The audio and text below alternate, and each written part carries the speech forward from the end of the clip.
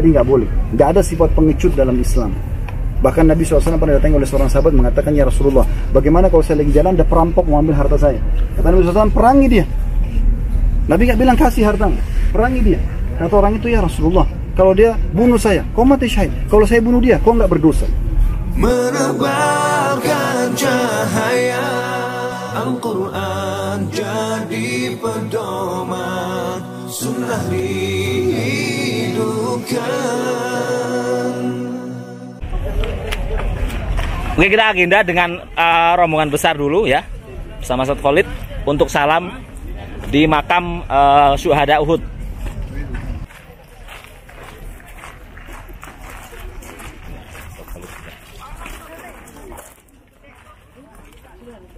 Pak, sebelah sini Pak, sebelah sini, kiri Pak. Lepas sebelah kiri Pak.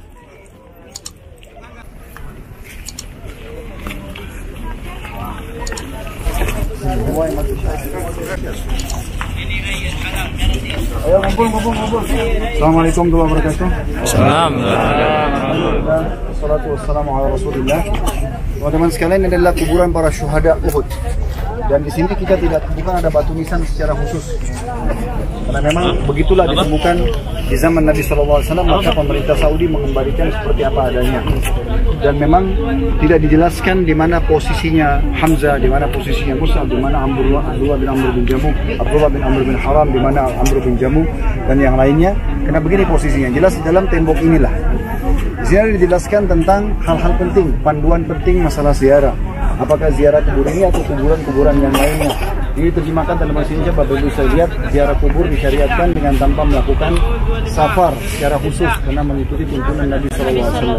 Jadi kalau kita kebetulan datang ke satu lokasi, ada kerabat kita mau kunjungi bisa, tapi kalau secara khusus safar untuk itu, maka ini tidak disesuaikan dengan sunnah. Ziarah kubur disyariatkan untuk dua tujuan. Pertama, untuk mengucapkan salam kepada ahli kubur dan mendoakan mereka. Nanti insya Allah akan kami bacakan doanya ini. Kemudian juga ada yang selanjutnya untuk mengingatkan diri kita kepada kehidupan akhirat. Yaitu tujuan daripada ziarah kubur. Sebagaimana sabda Nabi SAW, saya dulu melarang kalian ziarah kubur waktu di Mekah, maka sekarang ziarahilah. Karena dia akan mengingatkan akhirat. Dilarang yang ketiga, mengusap-usap kuburan merupakan amalan yang tidak dibolehkan dalam agama. Karena tidak pernah disebutkan Nabi SAW mengusap-usap kuburan para sahabat yang meninggal, baik itu syuhada Badar atau syuhada Uhud, ataupun yang meninggal di kuburan Baqi dekat masjid Nabi SAW. Dan tidak boleh mencari berkah dengan khusus mendaki bukit-bukit ini dan mengambil tanah juga batu-batunya. Seperti itu kurang lebih. Ini gambaran tentang masalah ziarah. Baik, di sini teman-teman sekalian, ada satu hal yang terbukti di tahun 53 Hijriah. Tahun berapa terjadi perang Uhud tadi? 3. Tahun 3. Ini terjadi 53. Tahun 50, berarti 50 tahun setelah itu. Di zaman kerajaan Muawiyah bin Abi Sufyan radhiyallahu anhu, sempat terjadi masyarakat Madinah menemukan mata air di sekitar sini. Kemudian pada saat ditemukan mata air itu, mereka mau sampaikan air ini ke penduduk Madinah. Waktu itu kita belum ada seperti sekarang, ada pipa-pipa yang mudah gitu, tidak seperti itu. Jadi mereka kerepotan gitu. Bagaimana caranya? Mereka harus buat saluran di tanah. Nah, yang paling mudah adalah mata air itu kalau dibuat melewati kuburan para syuhada ini. Kemudian sampai ke kota Madinah gitu. Maka pada saat itu diskusilah semua sahabat dan mereka semua sepakat mengatakan itu tidak masalah. Maka digalilah kuburan para syuhada. Nah, di situ mereka terjadi satu keajaiban yang luar biasa karena mereka pada saat gali, mereka temukan Hamzah, Mus'ab, ya, Amr bin Jamuh, Abdullah bin Amr bin Haram, semuanya ini utuh jenazahnya. Sampai salah satu di antara mereka mengatakan cangkulku sempat tersentuh jempol kaki Hamzah dan ternyata mengeluarkan darah. Ya. Kemudian juga Abdullah bin Amr bin Haram. Teman-teman bisa pernah baca hadisnya, hadis dari Jabir bin Abdullah. Pernah lihat nggak? Pernah dengar nggak? Jabir bin Abdullah itu Jabir bin Abdullah perawi hadis, termasuk laki-laki yang banyak juga. Itu adalah anaknya Abdullah bin Amr bin Haram. Dia mengatakan, saya menggali kuburan ayah saya untuk saya pindahkan, saya temukan bajunya masih utuh. Waktu itu pakai baju putih garis-garis hitam dan bagian wajahnya sempat terpukul oleh orang Quraisy dan berdarah, dan pada saat dia wafat dia sempat pegang lukanya itu. Nah, pada saat digali tahun 53 itu tangannya sempat dipindahkan, darahnya ngucur lagi. Jadi menandakan memang sesuai dengan hadis Nabi SAW, termasuk yang tidak dimakan jasadnya oleh tanah adalah para syuhada. Ya, itu puasa. Nah, perlu saya titik beratkan karena kita masuk di lokasi peperangan Nabi SAW, kita mengunjungi ziarah kuburan para syuhada. Ini merupakan target setiap muslim. target setiap muslim. Bagaimana dia mati pada saat mati syahid. Bukan buat pemberontakan ya, tapi di saat agama butuhkan kita hadir. Terus kalau Anda mengatakan, Ustaz saya kan takut dibunuh, begini gambarannya. Teman-teman perlu pahami, mati dalam Islam itu cuma satu. Jadi orang yang ditabrak kereta api kepalanya hancur, orang yang tenggelam di lautan dimakan ikan, dicabit-cabit badannya, orang yang di atas pesawat meledak tidak ditemukan ataupun potongan badannya, dengan orang yang mati di atas ranjang sama saja. Mereka melalui satu proses, yaitu sakaratil maut, proses dicabutnya ruh oleh malaikat. Dan ini cuma dua keadaannya. Kata Nabi SAW, kalau dia orang mukmin, maka malaikat akan mencabut ruh yang sangat mudah keluar, seperti air dari mulut kendi, dan tidak dirasakan sakitnya, dengan kecuali seperti gigitan semut saja. Dan kalau dia orang kafir, maka akan sulit ruh itu keluar sampai berantakan di tubuhnya, dan malaikat mencabut dengan keras, ibaratnya seperti bulu domba yang dibasahkan lalu dililitkan di pohon berduri dan ditarik sehingga berantakanlah bulu domba itu. Cuma itu dua keadaannya. Artinya teman-teman, kita ditusuk musuh, kita nggak lagi rasa aduh perut saya sakit, nggak ada lagi begitu. Kita ditembak kena peluru, nggak lagi aduh sakit, nggak ada lagi begitu. Kita cuma lihat malaikat cabut ruh kita. Orang beriman akan mudah, selesai. Itulah yang menyebabkan para sahabat kena paham konsep ini, mereka nggak pernah takut untuk mati syahid. Tapi ingat ya, ini bukan untuk pemberontakan. Kita tidak boleh memberontak dalam Islam, tidak boleh buat kekacauan. Tapi di saat kita sedang berhadapan sama musuh, dan musuh itu betul-betul dalam Islam, seperti kasus Nabi SAW ketemu dengan Quraisy misalnya. Dulu di Indonesia kita dijajah sama Jepang, sama Belanda, kita lagi dijajah. Sekarang muslimin di Palestina dijajah oleh Yahudi, mereka melawan, itu lain. Mereka melawan, di saat itu kita tidak boleh sama sekali mundur. Bahkan Bapak Ibu sekalian perlu tahu, orang muslim yang lari dari kancah peperangan dosa besar, nggak boleh. Kata Nabi SAW, 7 induk dosa besar, salah satunya adalah lari dari kancah peperangan. Kecuali orang yang pulang keluar untuk bergabung dengan pasukan yang lainnya. Jadi nggak boleh. Nggak ada sifat pengecut dalam Islam. Bahkan Nabi SAW pernah datang oleh seorang sahabat mengatakan, ya Rasulullah, bagaimana kalau saya lagi jalan ada perampok mau ambil harta saya? Kata Nabi SAW, perangi dia. Nabi nggak bilang kasih hartamu, perangi dia. Kata orang itu, ya Rasulullah, kalau dia bunuh saya, kau mati syahid. Kalau saya bunuh dia, kau nggak berdosa. Karena harta kita mau diambil. Sekarang perampok datang, masa kita mau kasih? Nah, Islam mengajarkan begitu. Tapi ini pada tempatnya, teman-teman. Bukan suami pada istri-istri, pada suami orang tua pada anak, teman sama teman, masyarakat, pemerintah, ini nggak ada, ini bukan begitu. Tapi ini kepada musuh yang memang sudah jelas-jelas keluar untuk memerangi kaum muslimin. Begitu yang diajarkan dalam Islam. Jadi nggak ada sifat pengecut dalam Islam. Ini penting untuk digarisbawahi. Dan Nabi SAW berkata tentang Hamzah, aku diperlihatkan Hamzah sedang bersandar di dipan-dipannya di surga. Allah. Nabi SAW juga berkata tentang Ja'far bin Abi Thalib, itu adalah kakak Ali bin Abi Thalib 10 tahun lebih tua. Waktu terbunuh di perang Mu'tah, tangannya dua dipotong oleh musuh. Kata Nabi SAW, Ja'far sekarang sedang terbang keliling surga dengan para malaikat, dan kedua tangannya diganti sayap oleh malaikat. Dan di peperangan ini juga ada satu tadi lupa saya ceritakan, cerita tentang Handalah. Pernah dengar? Handalah itu terkenal dengan gasilul malaika, jenazah yang dimandikan oleh malaikat. Dia itu teman-teman hari Jumat tanggal 14 Syawal menikah. Jadi hari Jumat malam itu malam pertamanya dia. Seperti biasa orang menikah, hubungan biologis. Subhanallah, selepas subuh dia hubungan biologis. Hari Sabtunya tanggal 15 Syawal. Belum sempat mandi junub, tiba-tiba panggilan Rasulullah, jihad. Quraisy sudah depan benteng Madinah. Dia ikut berperang dalam kondisi dia junub. Lalu dia terbunuh belum sempat mandi junub. Maka Nabi SAW lihat jenazahnya, beliau alihkan matanya. Kata para sahabat, ya Rasulullah, kenapa? Ada apa dengan Handalah? Kata Nabi SAW, aku diperlihatkan oleh Allah, istrinya dari bidadari datang menjemputnya. Dalam riwayat lain, aku diperlihatkan malaikat yang sedang memandikan jenazahnya. Itu di sini syuhadanya. Ini saksi depan mata.